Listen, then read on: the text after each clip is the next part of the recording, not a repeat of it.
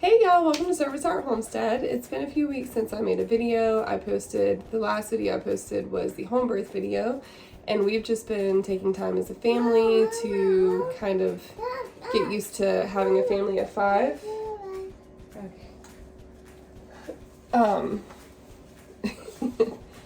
You wanted to say hi?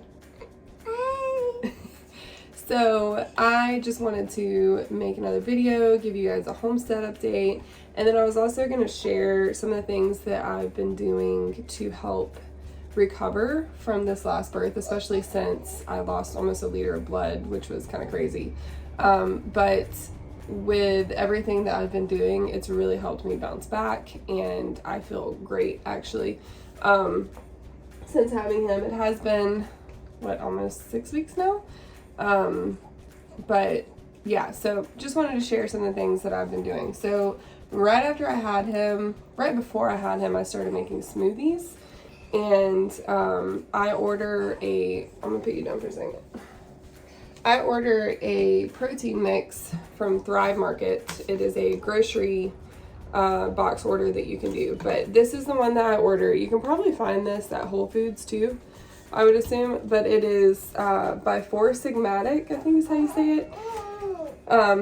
And it has adaptogens in it, so mushrooms. So the taste is actually really good. I actually love the taste of this one, but it has, let's see, it has cordyceps, I think that's how you say that, reishi, turkey tail, lion's mane. I know, I see the baby. So it has some really good stuff in it, and it has 18 grams of protein, which is pretty good, and only 4 grams of sugar. So I do a scoop of that. I do it in my Ninja. I usually put a banana with it, a scoop of peanut butter, a scoop of yogurt, some ice. James is talking. I add some brewer's yeast in there since I am nursing.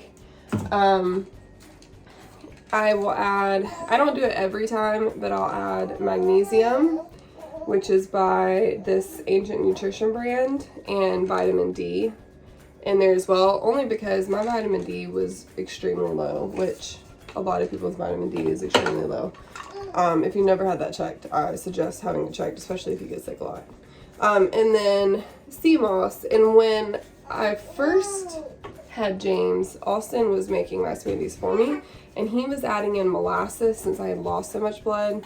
We were also adding in my prenatal vitamins, which was Mary Ruth's liquid vitamin. I don't even think I have any more of it. I'm trying to think what else he was adding in there to kind of help me recover from losing so much blood. And then also what I did, and I'm gonna be completely honest, this made all the difference in the world, especially because I could tell a difference when I forgot to take them, which was only a couple of times. But I had my placenta encapsulated, and one of the ladies that came with my midwife that is in training to be a midwife, well, actually both of the girls that came with her do it, but the one that took mine, my placenta this time and did it was absolutely amazing. I got so many pills back. She said that normally she only gets 85 back, and I got 126, so I still have a lot left, as you can see. I've actually stopped taking them unless I'm just having a really rough day, or I wake up and I'm just not feeling good. I might take one, but I started out with 3, and then I dropped down to 2, and then I dropped down to 1. I don't think I've taken one in almost a week now. I know it's kind of weird. I was really weirded out when I first took it. And I'm telling you right now, this is what made all the difference. This is what helped me recover faster, I believe, from losing all that blood. And just being older and having kids now, I've noticed a difference in my body bouncing back the last 2 pregnancies than with Nova, because I was 23 when I had Nova, and it was just a lot easier to bounce back then. But this honestly is what made all the difference. And as weird as it is, and to think about taking that. Like, I would never be able to be one of those people that like cooked it and all that stuff, but taking these is what made the difference. I honestly believe that. And you're basically taking hormones, so it helps with what is it, postpartum depression. It helps with all kind of stuff, but yeah, this was the big thing, I think. And you just keep it in the freezer. I can keep these forever. I can make a tincture out of them. There's like a whole bunch of stuff that you can do. They can help later on, obviously. Let me get him real quick. Oh,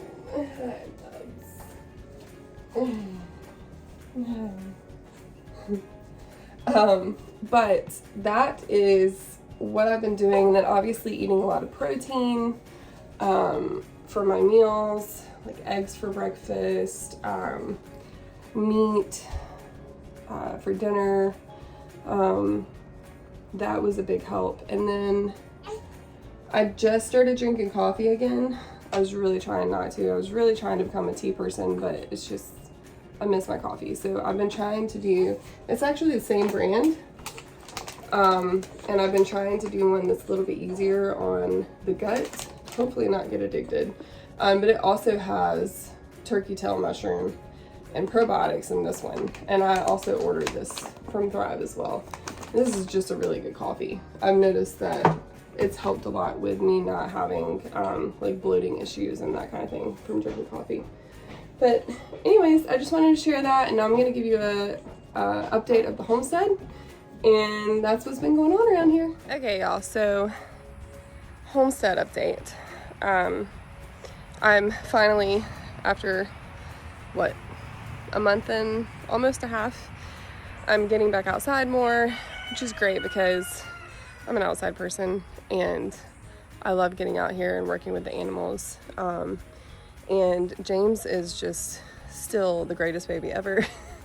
And we'll let other people hold him, which is huge for me because Anley never would.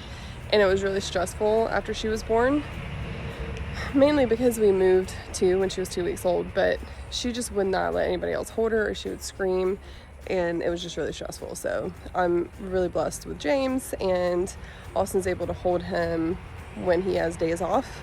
And I don't mind coming out and working in the heat, so that is what we've been doing when James has his long stretches of sleeping during the day. So anyways, so some things that we've been doing out here. We have moved our goats from the area that they were in into this big area here. It's where we had a bunch of sunflowers and beans and just random stuff growing, ryegrass. We also moved them, so we opened this fence up where I'm at, like right here, and it also goes to our goat barn over here, and into the wooded area. We have it fenced in back there, but they've eaten down everything in the wooded area, so we opened this up for them to graze and forage on some stuff. Our goats have been just struggling really bad. We have been fighting some kind of parasite. I've dewormed them with multiple things. I've been having to give red cell and all these different things. We had a couple times where we thought we were going to lose a couple goats because they just went downhill so fast. So it's been a little crazy. Unfortunately, our dairy goat that we were milking lost her milk. I mean, she had enough for her babies, but she went way down in production when I had James because I couldn't get out here for, at least a week because I was on bed rest because of losing so much blood after I had him. And so I couldn't get out here, and Austin was trying to milk and it just wasn't working out.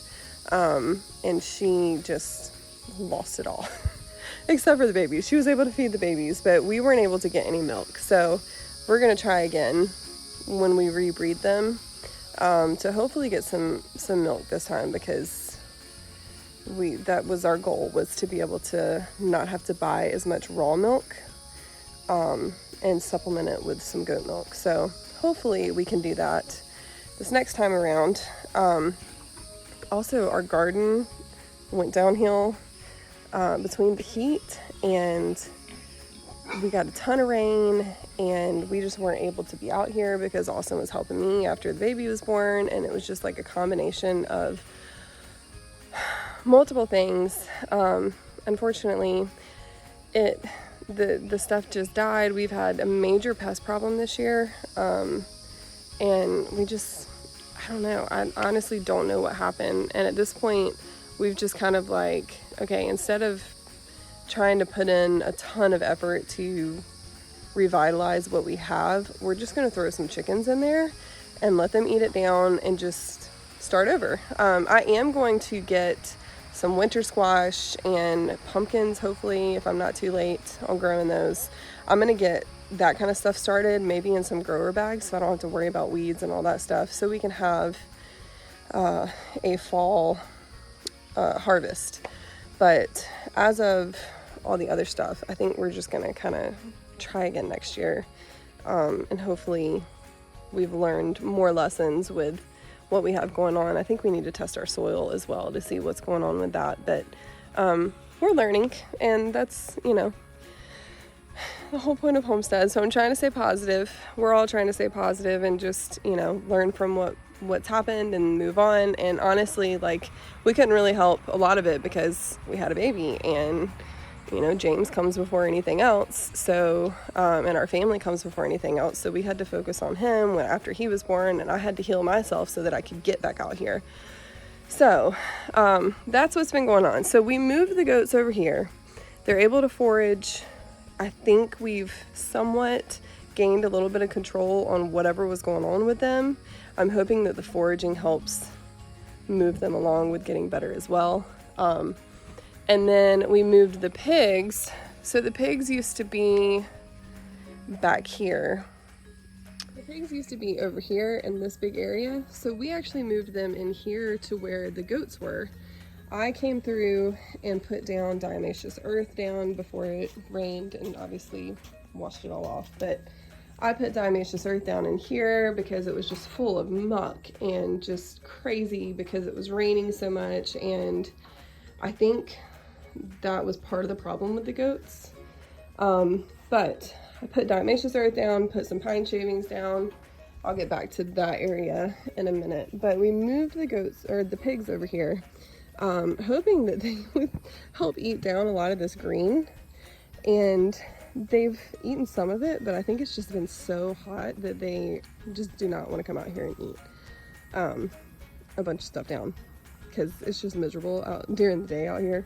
And we've got 3 misfit chickens in here. So the plan is, I am actually working on putting fence up to fence in this big stall here. So the pigs are using this stall right now. And I don't know if mama pig is, or if the female pig is pregnant. I believe she might be, which is another reason why we needed to move them somewhere where she had space to have babies and keep them in. Oh look, surprise, 2 eggs. Surprised the pigs haven't found those yet.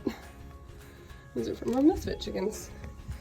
Okay, so I have been fencing this in, and I'm putting it in this stall so they don't come over here and mess with the pigs at night or try to roost at night. I have to cover this little opening here. And then we are going to move our laying flock into this stall here. So I still obviously have to cover this and cover this gate. And I'm gonna take our goat stand out so they don't ruin it with their pooping.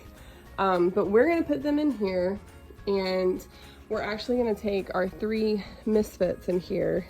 I call them misfits. We started with putting one that couldn't walk in here because I felt really bad for her, and the other ones were trying to kill her.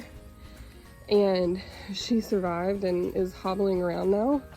And then we had another one that was getting picked on, so Austin brought her over here. And then we had one that's missing an eye because it got pecked out, because our chickens are apparently vicious. So we have her over here. And they've just survived. We honestly thought that someone would have gotten them by now, but I think because Rosie stays in this area right here, they've been safe because Rosie barks like all night long. So Anyways, so we're gonna actually bring the chickens in here with the pigs. We're gonna take these 3 girls here and some of our older hens from our laying flock and some of the ones that are getting picked on in our other flock that we have that we were supposed to butcher a long time ago. And we're gonna actually put them in the garden. So just gonna be a handful of birds, maybe 10, 12. We're gonna put them in the garden, let them have the best life ever, eating down all the bugs that are in there, all the plants that are in there. I mean, they're just gonna go crazy. They're gonna be super excited. And then we will end up actually culling them and putting them in the freezer because we have too many chickens right now. We're getting like 30 eggs a day. We can't keep up. It's actually been great because we've been able to help other people around us. We have a mom that comes by that gets eggs. She fosters teenage boys, and they come by and get some eggs for free from us. So it's like, they're not going to waste. We can always feed them to the animals too, but it's just so much to keep up with and feed if we really don't need to be feeding all these chickens. So that's what we're gonna do. We're gonna cull them. I don't think they're gonna survive with our laying flock that we're gonna move over here anyways, because they get a little vicious and just attack them. So that is our plan right now, and that's what I'm working on the homestead. Don't know if Mama Pig is going to have any babies, but if she does, then we'll have a pretty big area for her. Our goal for moving the chickens in here and the pigs in here is actually fence this area off here. So this big area that's out in the sun, we're gonna fence it off and turn it into another garden that we can kind of rotate gardens, because we have this big huge area. This is where we used to have the cow. When we had the cow, we don't need this big huge area anymore, and the animals don't even come over here because it's just, there's no shade. It's just sun. So we're gonna actually fence off probably from that T-post there and just come down and fence off and just create another garden area in here so that we can start growing more food for us to put up, but also so that we can grow food for the animals and try to help cut down on feed costs as well, because cost of feed is just crazy right now. That is the homestead update. That's what we're doing right now. We're not changing anything else, just kind of moving animals around, getting stuff done, and just spending time with James, which has been really fun for me. So, and learning how to be a family of 5 instead of 4. So yeah, that is the update, and I hope you guys enjoyed.